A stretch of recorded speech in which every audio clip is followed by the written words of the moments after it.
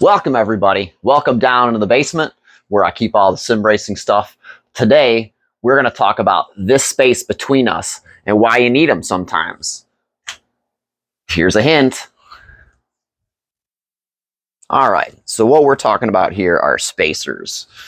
Why you need them and how to install them. So for this particular spacer, is a simple one. It's a 50 millimeter. This is a wheel side spacer. There's also spacers that attach to the shaft. That's a completely different story. I'm not sure that I'm ever gonna go into that. But anyway, long story short here, you have a 70 millimeter bolt pattern and you have a wheel that would be a completely different offset, and you want to make that wheel that has a different offset similar to the other one, so you don't have to make a bunch of rig adjustments to your base and stuff like that. So for this, like I said, we're doing a 50 millimeter.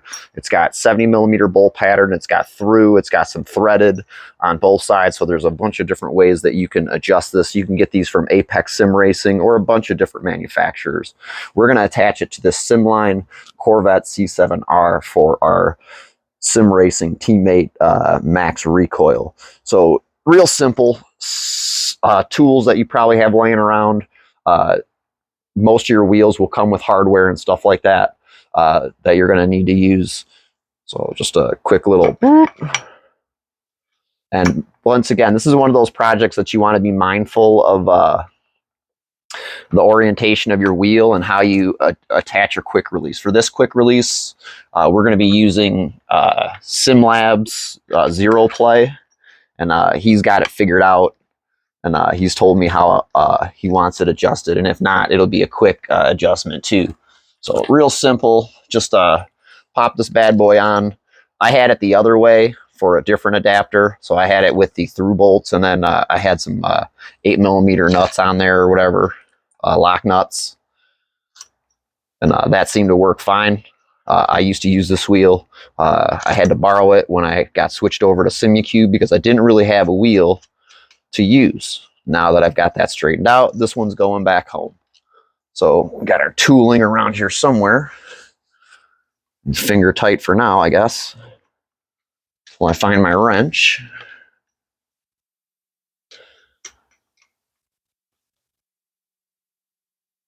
All right, got that wrench. And, same thing with doing any other, 70 millimeter, or you got this many bolts. You want to do it in a tighten them in a cross pattern. So here, here, here, here, here, and here.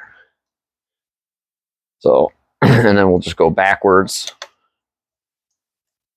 to the best of our ability. As always, if you like any of our cool mats that we're working on here, you can get that. I'll put a link in the description. Beer cozies too. Mouse traps, all that stuff. We got it all. So just making sure a little bit at a time. You don't want to over crank one side versus the other.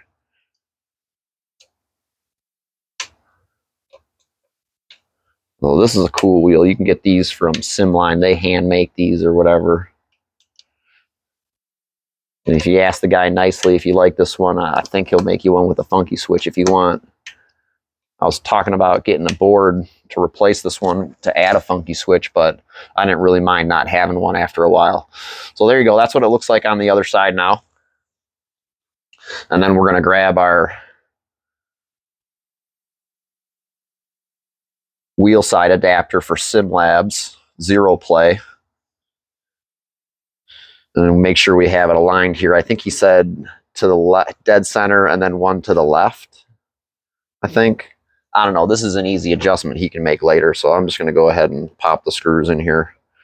So making sure that we're not cross-threading anything. We want to be careful. Always being careful. There we go. There's our first one.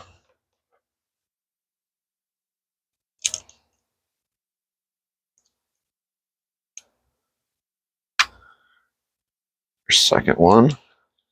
So this may be awkward looking to thread, but it's gonna, I've got the correct tool and it's gonna be a real clean look with the button heads and stuff like that. You won't really see anything as far as hardware.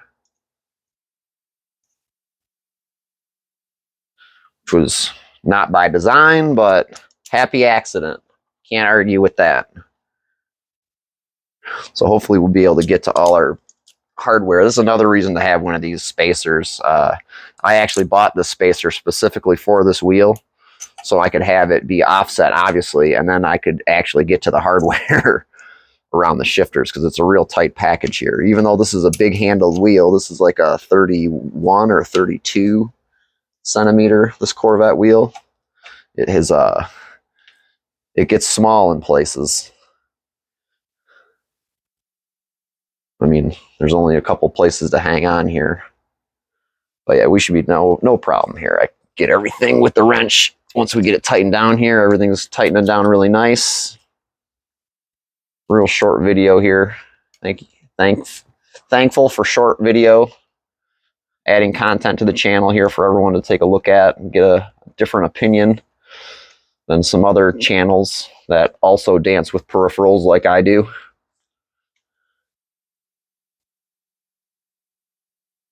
Yeah, that's a good one. I should trademark that. Oh well, too late now. Ah, yeah. So I suppose I could have put this together before, which would probably have been a smarter option. You know, put the quick release on and then put the wheel side adapter on.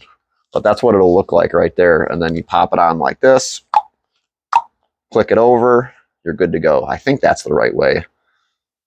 If not, like I said, they just got to rotate it over, and that the user will be able to take care of that, no problem.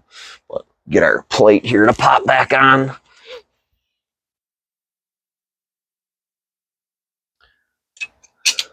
Oops.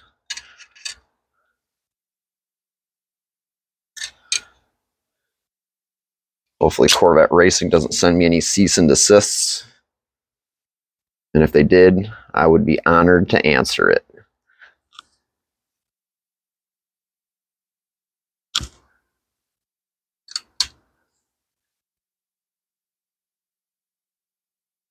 I'll let that user deal with that too. That's his mod, the electrical tape mod.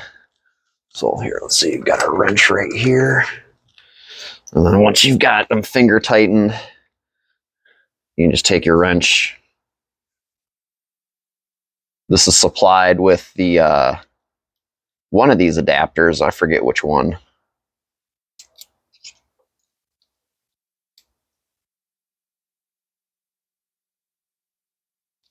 I'm not really going to tighten it down, but you see that nice clean look there?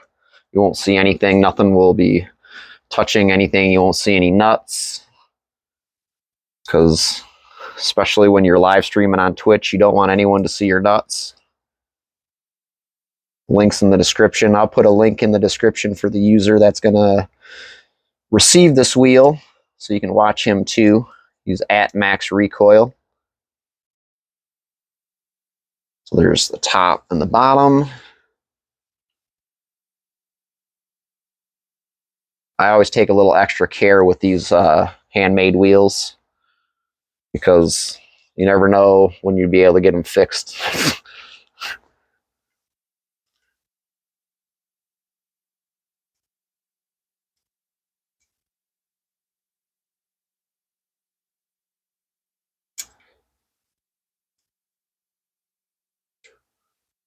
But there you go. We'll do the rest later off camera.